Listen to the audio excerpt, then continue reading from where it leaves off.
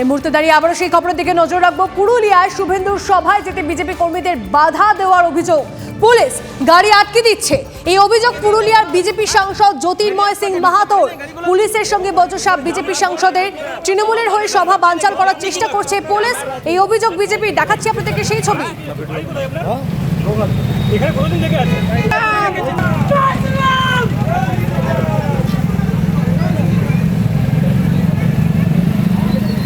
দেখতে পাচ্ছেন সেই ছবি। পুরুলিয়ায় শুভেন্দুর সভায় যেতে বাধা দেওয়া হচ্ছে, পুলিশের সঙ্গে বচসা বিজেপি সাংসদের। সেই ছবি এক্সক্লুসিভলি TV9 বাংলায় আমরা আপনাদেরকে দেখাচ্ছি। পুলিশ তৃণমূলের হয়ে সভা বানচাল করার চেষ্টা করছে, এই অভিযোগ বিজেপির। পুরুলিয়ায় শুভেন্দুর সভায় যেতে বিজেপি কর্মীদের বাধা দেওয়ার অভিযোগ, পুলিশ গাড়ি আটকে দিচ্ছে। অভিযোগ পুরুলিয়ার বিজেপি সাংসদ জ্যোতির্ময় সিং মাহাতোর। পুলিশের সঙ্গে বচসা বিজেপি সাংসদের, তৃণমূলের হয়ে সভা বানচাল করার চেষ্টা করছে পুলিশ। অভিযোগ বিজেপির। TV9 বাংলা এক্সক্লুসিভলি সেই ছবি এই মুহূর্তে দেখছেন আপনারা। পুলিশের সঙ্গে কথা কাটাকাটি বিজেপি সাংসদের। বিজেপির সভায় যেতে বাধা সৃষ্টি করার অভিযোগ পুলিশের বিরুদ্ধে। দেখাচ্ছি আপনাদেরকে সেই ছবি TV9 বাংলা এক্সক্লুসিভলি। যেমন ইচ্ছা করবেন নাকি আপনাদের যা ইচ্ছা সেটাই করবেন।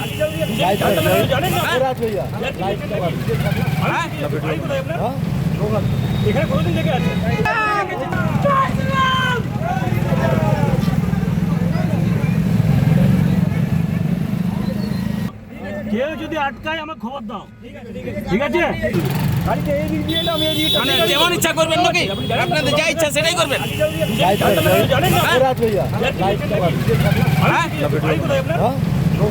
এখানে কোনোদিন দেখে আছে?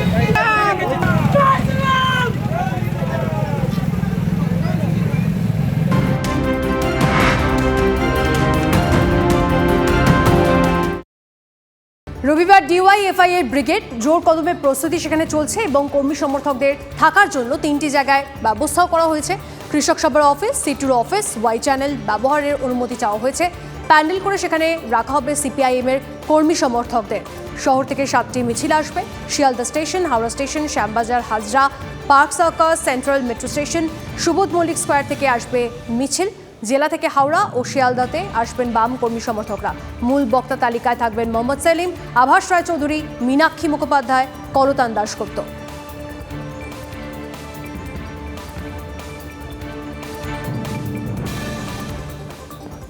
এবং তার সাংবিধানিক স্বীকৃতি চাই।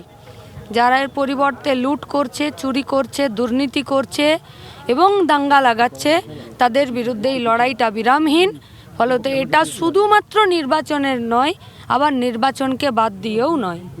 আগামীকাল 68 মানে 1968, 1980, 2024-এর 7 জানুয়ারি এবং যতদিন না পর্যন্ত এই গোটা রাজ্যের, গোটা দেশের বেকার ছেলেমেয়েদের হাতে কাজ ও শিক্ষার অধিকার থাকবে না, এ লড়াই চলবে বিরামহীন। গতকাল কর্মসংস্থানের দাবিতে 2008 সালের 20শে ডিসেম্বর একক শক্তিতে সমাবেশ করেছিল DYFI। আর সেই ব্রিগেডেই 2024 সালে দল যখন সংখ্যার নিরিখে শূন্য, সেই সময় তারা আবার সমাবেশ করছে। যদিও সেই সমাবেশে উপচে পড়বে ভিড়, এমনটাই দাবি করছেন DYFI নেতৃত্ব।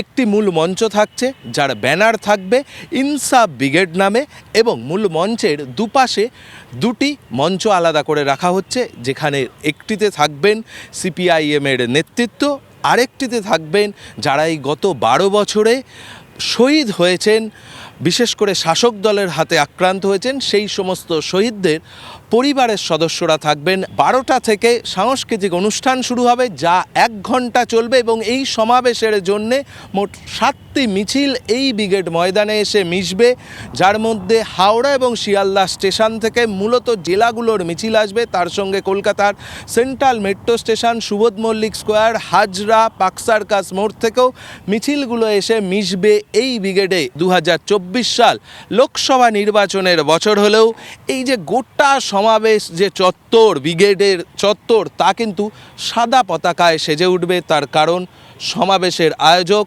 DYFI। ক্যামেরায় চাঁদ মিয়ার সঙ্গে প্রদীপ্তকান্তি ঘোষ, TV9 বাংলা। এদিকে 500 দিনে গ্রুপ ডি চাকরি প্রার্থীদের আন্দোলন, ফাঁসির মঞ্চ তৈরি করে প্রতীকী প্রতিবাদ। নিয়োগের দাবিতে ধর্মতলায় প্রতীকী ফাঁসির মঞ্চ করে সেই প্রতিবাদ। মুখ্যমন্ত্রীর সরাসরি হস্তক্ষেপের দাবি তুলেছেন চাকরি প্রার্থীরা। দ্রুত নিয়োগ জট মেটাতে তৎপর হোক রাজ্য সরকার, দাবি তুলে সরব গ্রুপ ডি চাকরি প্রার্থীরা। গ্রুপ ডির যে সমস্ত বঞ্চিতরা রয়েছেন তাদের যে আন্দোলন সেটা 500 দিনে পড়েছে। চাকরির দাবিতে তারা প্রতীকী ফাঁসির মঞ্চ এরকমভাবেই একেবারে ধর্মতলার সামনে করেছেন। তাদের বক্তব্য যন্ত্রণার 500 দিন আর কতদিন। মুখ্যমন্ত্রী সরাসরি হস্তক্ষেপ চাইছেন তারা দীর্ঘদিন ধরে অপেক্ষা করছেন। এই প্রতীকী ফাঁসির মঞ্চ তৈরি করেছি কারণ আমাদের অবস্থা আজকে এই জায়গায় এসে দাঁড়িয়েছে। আমরা শিক্ষিত হয়ে লেখা পরীক্ষা থেকে শুরু করে ইন্টারভিউ সমস্ত পরীক্ষায় যোগ্য হয়ে আজকে আমাদের রাস্তায় বসে থাকতে হচ্ছে।